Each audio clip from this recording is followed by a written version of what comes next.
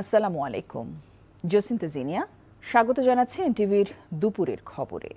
Crown cement শিরোনাম দেখছিলেন, এবার পুরো খবর। রাজধানী পল্লবীতে ৮ বছরের শিশু রামিসাকে ধর্ষণ শেষে গলা কেটে হত্যার ঘটনায় করা মামলার রায় ঘোষণা করা হবে আগামী ৭ জুন। আজ উভয় পক্ষের যুক্তিতর্ক শেষে রায়ের এই তারিখ নির্ধারণ করেন ঢাকা মহানগর শিশু সহিংসতা দমন ট্রাইব্যুনালের বিচারক মাসরুর সালেকিন।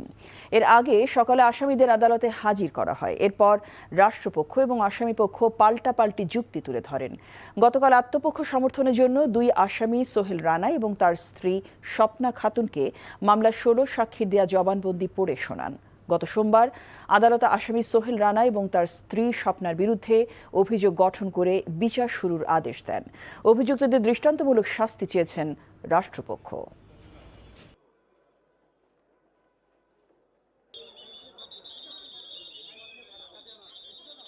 চার্জ প্রমাণের জন্য যে সকল সাক্ষ্য ১৫ জন সাক্ষীর মাধ্যমে উপস্থাপিত হয়েছে তার দ্বারা অ্যাবসলিউটলি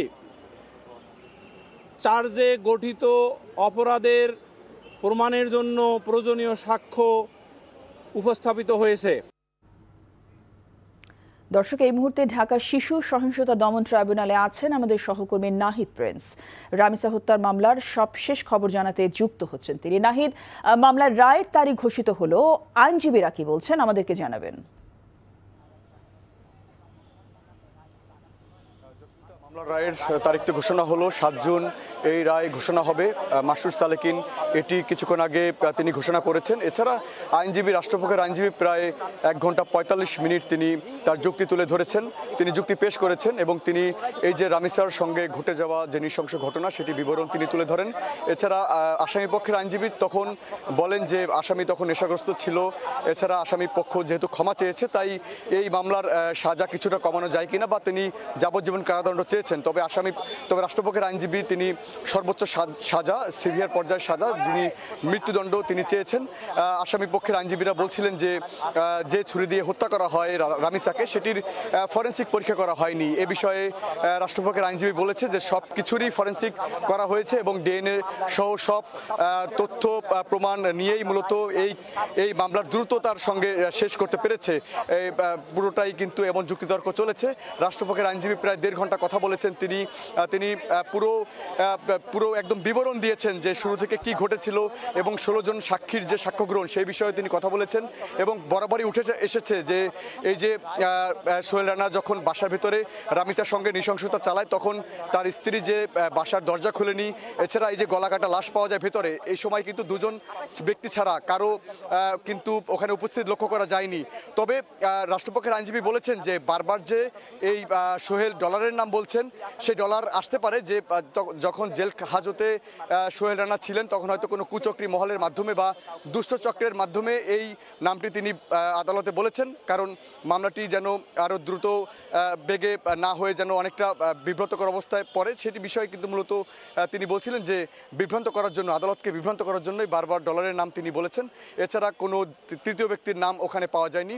রাষ্ট্রপক্ষের আইনজীবী কিছুক্ষণ আগে বক্তব্য শেষ করেছেন, এখন আসামি পক্ষের আইনজীবী বক্তব্য দিচ্ছেন, কারণ এই যে এতক্ষণ ধরে চলা তাদের যে সাক্ষ্য, তাদের যুক্তিতর্ক উপস্থাপন এতক্ষণ ধরে যে ছিল সেটি অনেকটাই পরিষ্কার করে যে আসামি সোহেল রানা ও তার স্ত্রী স্বপ্না খাতুন এই মামলার সঙ্গে সরাসরি যুক্ত, যেটি রাষ্ট্রপক্ষের আইনজীবী বলছেন।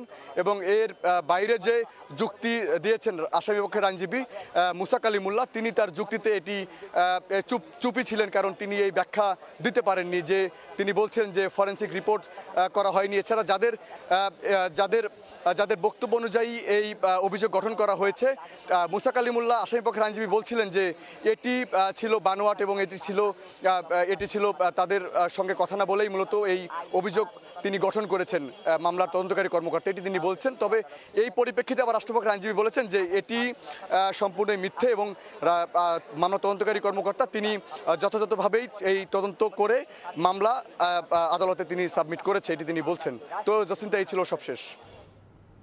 দর্শক, জানছিলাম রামিসা হত্যার বিচারের সবশেষ খবর।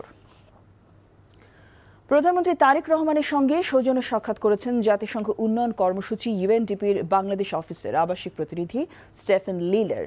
সকালে সচিবালয় মন্ত্রিপরিষদ বিভাগে প্রধানমন্ত্রীর সঙ্গে এই সাক্ষাৎ অনুষ্ঠিত হয়। পরে একই স্থানে প্রধানমন্ত্রী তারেক রহমানের সভাপতিত্বে শিল্প মন্ত্রণালয়ের আওতাধীন বন্ধ কলকারখানা চালু ও ব্যবস্থাপনা সংক্রান্ত সভা অনুষ্ঠিত হয়। এতে অংশ নেন মন্ত্রণালয় সংশ্লিষ্টরা।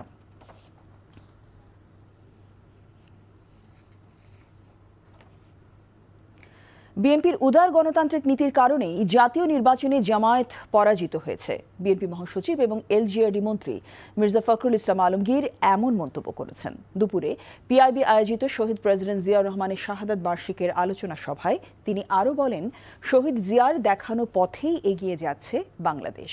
অনুষ্ঠানে সভাপতিত্ব করেন তথ্য ও সম্প্রচার মন্ত্রী জহিরুদ্দিন স্বপন। তিনি বলেন, নিজেদের স্বার্থ রক্ষা করেই কূটনৈতিক সম্পর্ক বজায় রাখা হবে। অন্য দেশের সাথে সম্পর্ক নির্ধারণের ক্ষেত্রে সতর্ক থাকার তাগিদ দেন তিনি। যেখানে জামাতে ইসলাম ক্ষমতায় চলে যাচ্ছে, তারা সবচেয়ে বেশি ভোট পেয়ে তারা নির্বাচনে জয়লাভ করে। এমনকি আমাকে পর্যন্ত পরাজিত করে রেখে দিয়েছে মিডিয়াতে, ঠিক না? অথচ দেখেন, মানুষ কিছু ভুল করলো না, মানুষকে ঠিকই তাদেরকে বাদ দিয়ে দিল, দিয়ে বিএনপিকে বেছে দিল। কেন? কারণ বিএনপি প্রতিনিধিত্ব করে একটা উদার গণতান্ত্রিক রাজনীতি। আমাদেরকে তো দেশ চালাতে হবে, আমাদের এই দেশের রেমিটেন্স আরও বাড়াতে হবে। আমাদের দেশের জ্বালানি এখন আমদানি করতে হয়, মাটির নিচে যেগুলি আছে জ্বালানি সেগুলিকে আমাকে উত্তোলন করতে হবে। আমাকে বিদ্যুতের সেফটি নেটওয়ার্ক করতে হবে।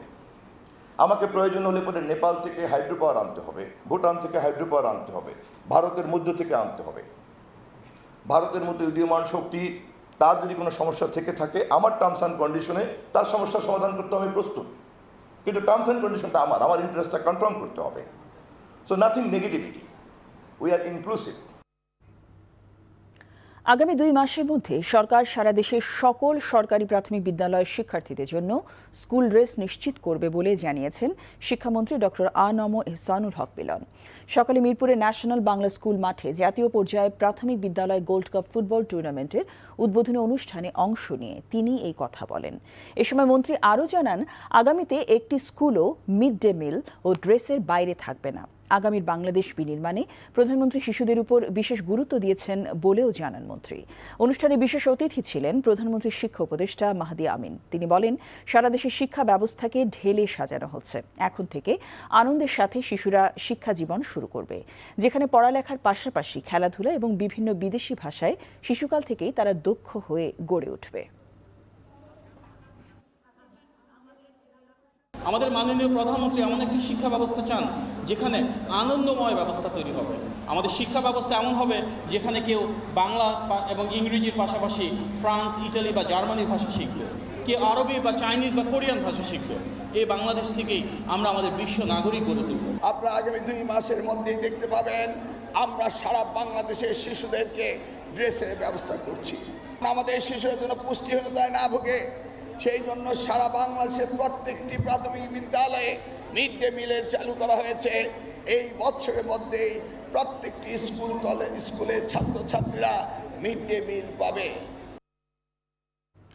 তীব্র দাবদাহ ও ভ্যাপসা গরমে অতিষ্ঠ জনজীবন, ফলে ঘর থেকে বের হওয়া দায় হয়ে পড়েছে কর্মজীবী ও শ্রমজীবী মানুষের। গাছের ছায়ায় একটুখানি জিরিয়ে জীবিকার তাগিদে আবারও ছুটতে হচ্ছে তাদের। এদিকে দাবদাহ আরও কয়েকদিন অব্যাহত থাকতে পারে বলে জানিয়েছে আবহাওয়া অফিস। ইমরুল কায়েসের ডেস্ক রিপোর্ট। গরমে হাঁসফাঁস অবস্থা, থেমে থেমে গন্তব্যে ছুটছে সাধারণ মানুষ। গাছের ছায়ায় বসে একটু প্রশান্তি খোঁজার চেষ্টাও ব্যর্থ। গত কয়েকদিনের তীব্র দাবদাহ আর ভ্যাপসা গরমে এমনই চিত্র দেশের বিভিন্ন স্থানের। তীব্র গরমে বিপর্যস্ত রাজশাহীর জনজীবন। বুধবার জেলায় সর্বোচ্চ তাপমাত্রা রেকর্ড করা হয় 37.9 ডিগ্রি সেলসিয়াস। গরমের সাথে পাল্লা দিয়ে বাড়ছে লোডশেডিংও, ফলে ঘরে বাইরে কোথাও গরম থেকে মুক্তি মিলছে না। ভ্যাপসা গরম, এই গরমে আসলে যান অতিষ্ঠ হয়ে যাচ্ছে। বিশেষ করে বৃদ্ধ এবং ছোট বাচ্চাদের আরও বেশি সমস্যা হচ্ছে। আপনার এত রোদের তাপমাত্রা এবার মানে মানুষজন পশু পাখি কিছু দাঁড়াতে পারছে না, এত গরম। তীব্র গরমে থমকে গেছে নাটোরের জনজীবন। স্থানীয়রা জানায়, তাপপ্রবাহের কারণে বাতাসও গরম অনুভূত হচ্ছে, তাই একটু শান্তি খুঁজতে গাছের ছায়া আশ্রয় নিচ্ছেন সাধারণ মানুষ। চারিদিকে অনেক মানে দাবদাহের মতো হয়ে গেছে, যে নাটোরে এত গরম এর আগে কখনো মনে হয় না হয়েছে। অনেক গরম পড়ছে, তাই বন্ধু বান্ধব মিলে স্টেডিয়ামে বাতাস খেতেছি। তীব্র গরম ও ভ্যাপসা আবহাওয়ায় নাকাল যশোরের জনজীবন। চরম দুর্ভোগে পড়েছেন খেটে খাওয়া মানুষ, পথচারী, কৃষক ও শ্রমজীবীরা। বুধবার জেলায় 37.5 ডিগ্রি সেলসিয়াস রেকর্ড করা হয়েছে। তাপপ্রবাহের কারণে জরুরি প্রয়োজন ছাড়া মানুষ ঘর থেকে বের হচ্ছে না। এই গরমে আসলে কর্মজীবী মানুষরা অসুস্থ হয়ে যাচ্ছে, জীবন একদম বিপর্যস্ত হয়ে যাচ্ছে। খুবই কষ্টের ভিতর আছে, প্রচন্ড গরম এবছরে। গরমে হসপিটালে রোগীর চাপ বেশি, আমরা ডিউটি করতেছি, আমরা নিজেরাও ক্লান্ত হয়ে যাচ্ছি। এদিকে 38.4 ডিগ্রি সেলসিয়াস তাপমাত্রা বিরাজ করছে দিনাজপুরে। ভোগান্তিতে পড়েছে সাধারণ মানুষ। দেশজুড়ে এই তাপপ্রবাহ আরও কয়েকদিন চলতে পারে বলে জানিয়েছে আবহাওয়া অধিদপ্তর। Imrul Kayes, NTV news desk. জাতিসংঘের সাধারণ পরিষদের সভাপতি নির্বাচিত হয়ে দেশে ফিরেছেন পররাষ্ট্রমন্ত্রী ডক্টর খলিলুর রহমান। প্রধানমন্ত্রীর পক্ষে মুখ্য সচিব ABM আব্দুস সাত্তার পররাষ্ট্রমন্ত্রীকে শুভেচ্ছা জানান। বৃহস্পতিবার সকালে দেশে ফেরেন তিনি। গত 2 জুন নিউ ইয়র্ক সময় সকাল 10টায় জাতিসংঘ সদর দপ্তরে ভোট গ্রহণ অনুষ্ঠিত হয়। 99 ভোট পেয়ে সভাপতি নির্বাচিত হন ডক্টর খলিলুর রহমান।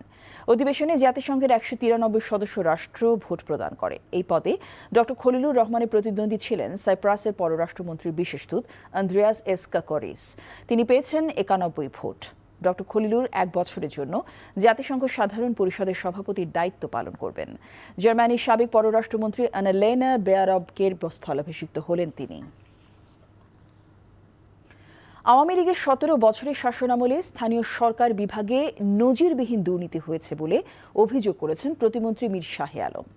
এনটিভিকে দেয়া একান্ত সাক্ষাৎকারে তিনি জানান, শুধু একটি জেলার উন্নয়নের নামে হাজার কোটি টাকা লুটের তদন্ত চলছে। অনুসন্ধান চলছে অন্তর্বর্তী সরকারের সময়ের অনিয়ম নিয়েও। নাজিবুর রহমানের রিপোর্ট।